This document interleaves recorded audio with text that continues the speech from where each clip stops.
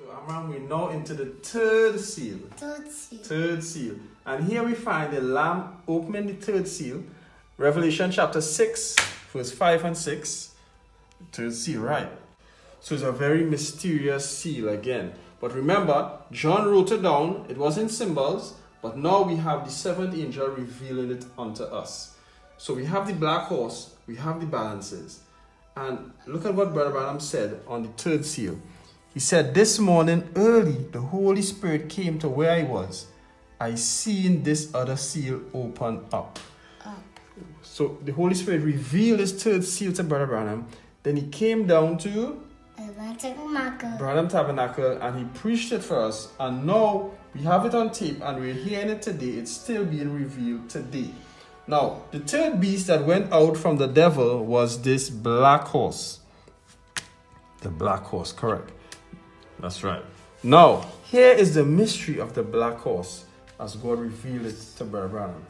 That's what the dark horse represented, the dark ages. So first, remember, he was on a white horse. Then he jumped off the white, gone onto the red horse. Now he's on a black horse. So he changes his ministry. So what is he doing on this black horse? Brother Branham says, the money-making scheme. Money-making scheme. So they made a place called purgatory. Remember, the false church was full of false teaching, antichrist teaching.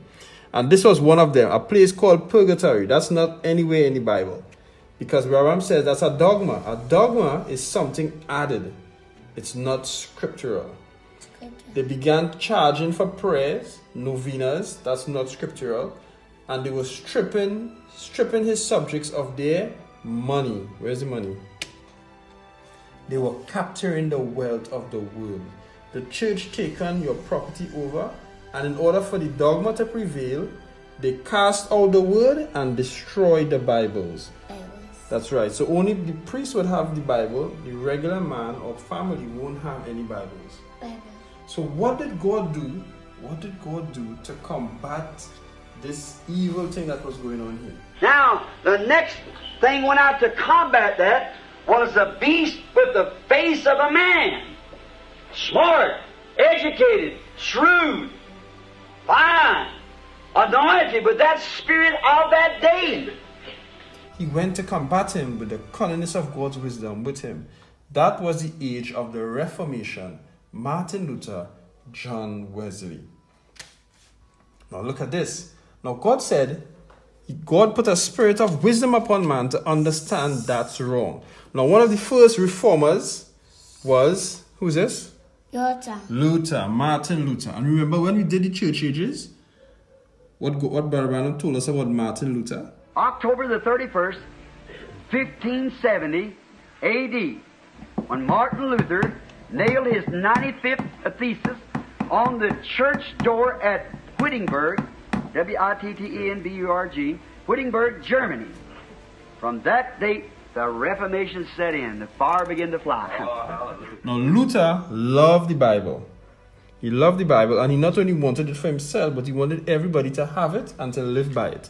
So what he did, he took advantage of technology in his day. What is this? Printing press. Yes, a printing press. In Germany, they had made a printing press. And Luther took the Bible, translated it, Old Testament and New Testament, and he made copies of it. They made their press and began to give the world the Bible. Look, they put the Bible back in the laity's hand again. And that reminds us of just like what VGR and Brother Joseph is doing today, putting the message right into the hands of the people again. He was the first reformer. After him came John Wesley. Where's John Wesley? John Wesley. And he was a great horseback preacher. Now, Brother Branham called this age the great missionary age, where John Wesley was. And he saved the world in his day like Luther did. Now, look at what Brother Branham says here. See how the church ages blend in with the seals? It's perfect. And we know it's right. The Holy Spirit makes no mistake. Now, how is it that Luther and Wesley could do what they did as reformers and the false church not destroy them? Remember what the Lamb said? Don't you hurt my wine and my oil.